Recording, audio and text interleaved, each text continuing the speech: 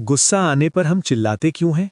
आपने अक्सर ऐसे लोगों को देखा होगा जो छोटी छोटी बातों पर गुस्सा और चिड़चिड़ापन करते हैं, या कभी-कभी हम खुद भी ऐसा करते हैं। हमें सबसे पहले ये समझना होगा कि जिस तरह छोटी छोटी बातें कभी हमें खुशियां देती हैं, वहीं छोटी छोटी बातें कभी हमें बहुत दुखी भी कर सकती हैं। कई बार गुस्से में लोग दूसरों पर चिल्लाने लगते हैं।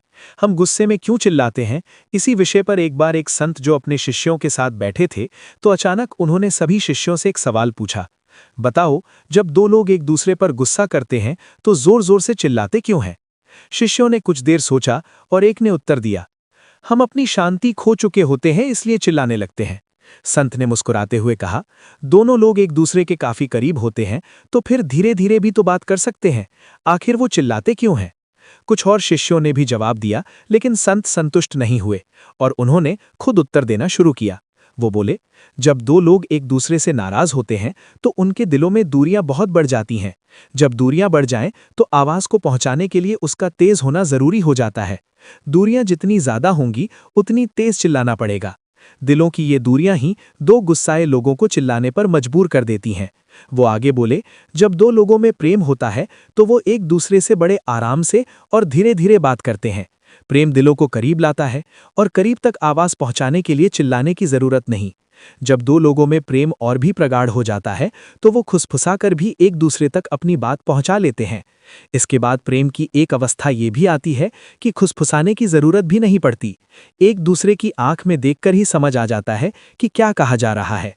शिष्यों की तरफ देखते हुए संत बोले, अब जब भी कभी बहस करें तो दिलों की दूरियों को न बढ़ने दें। शांत चित्त और धीमी आवाज में बात करें।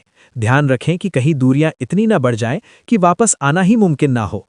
इस बात से हमें एक सीख मिलती है कि जब गुस्सा आए तो सबसे अच्छा तरीका है कि हम चुप रहें। गुस्से में बोले गए हमारे शब्द दूसरे व्यक्ति पर कभी न सुधरने वाली छाप छोड़ सकते हैं। क्रोध हमें अपने प्रियजनों से दूर ले जाता है। क्रोध से हमारे साथ साथ हमारे आसपास के लोगों के शारीरिक, मानसिक और आध्यात्मिक स्वास्थ्य को खतरा हो जाता है।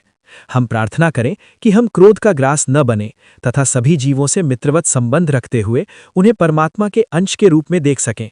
और जब मन शांत हो जाएगा तो चिड़चिड़ापन और बेवजह का गुस्सा आदि सब दोष नष्ट हो जाएंगे।